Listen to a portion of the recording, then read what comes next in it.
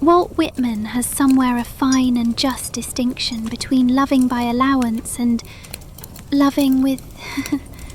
Oh, I suppose we shall skip the preface and begin straight from Chapter 1. I do feel it's a touch improper toward the book, but never mind that.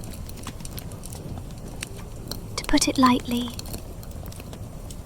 the story is set in early 19th century England, written by the delightful Miss Jane Austen. It follows the tangled affairs of love, manners, and society among the gentry, with a most charming wit. Please forgive me. Let us begin then, from first chapter. Pride and Prejudice. Chapter 1. It is a truth universally acknowledged that a single man in possession of a good fortune must be in want of a wife. However little known the feelings or views of such a man may be on his first entering a neighbourhood, this truth is so well fixed in the minds of the surrounding families that he is considered as the rightful property of someone or other of their daughters. "My dear Mr. Bennet," said his lady to him one day, "have you heard that Netherfield Park is let at last?" Mr. Bennet replied that he had not. "But it is," returned she, "for Mrs. Long has just been here, and she told me all about it." Mr. Bennet made no answer. "Do not you want to know who has taken it?" cried his wife impatiently. "You want to tell me, and I have no objection to hearing it." This was invitation enough.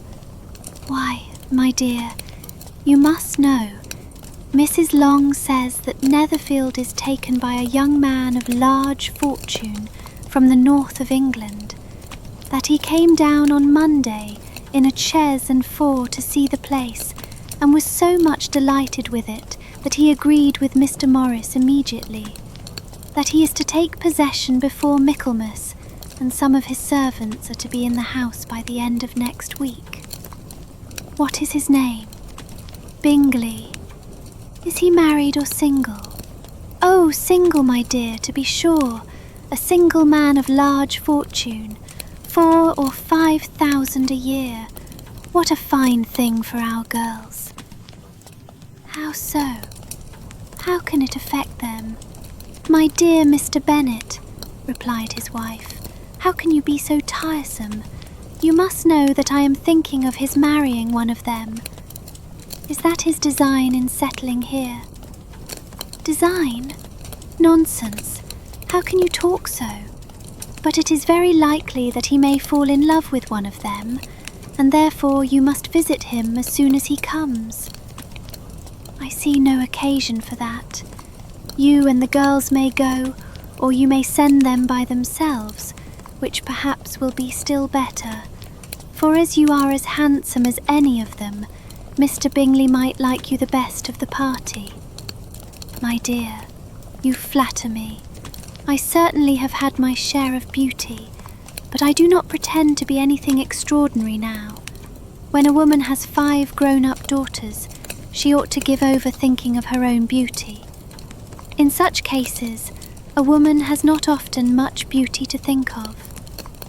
"But, my dear, you must indeed go and see Mr. Bingley when he comes into the neighbourhood.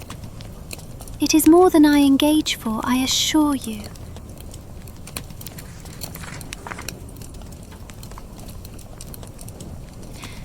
"But consider your daughters. Only think what an establishment it would be for one of them. Sir William and Lady Lucas are determined to go merely on that account, for in general you know they visit no newcomers. Indeed you must go, for it will be impossible for us to visit him if you do not."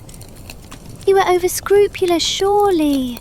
I dare say Mr. Bingley will be very glad to see you, and I will send a few lines by you to assure him of my hearty consent to his marrying whichever he chooses of the girls, though I must throw in a good word for my little Lizzie."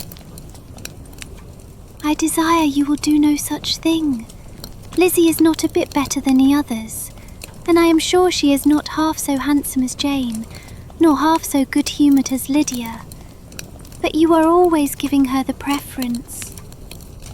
"They have none of them much to recommend them," replied he. "They are all silly and ignorant like other girls, but Lizzie has something more of quickness than her sisters.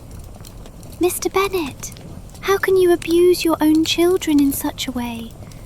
You take delight in vexing me. You have no compassion on my poor nerves." "You mistake me, my dear. I have a high respect for your nerves. They are my old friends. I have heard you mention them with consideration these 20 years at least. Ah, you do not know what I suffer. But I hope you will get over it, and live to see many young men of 4,000 a year come into the neighbourhood. It will be no use to us if 20 such should come, since you will not visit them. Depend upon it, my dear, that when there are 20, I will visit them all." Mr. Bennet was so odd a mixture of quick parts, sarcastic humour, reserve and caprice, that the experience of 23 years had been insufficient to make his wife understand his character. Her mind was less difficult to develop. She was a woman of mean understanding, little information, and uncertain temper. When she was discontented, she fancied herself nervous. The business of her life was to get her daughters married. Its solace was visiting and news.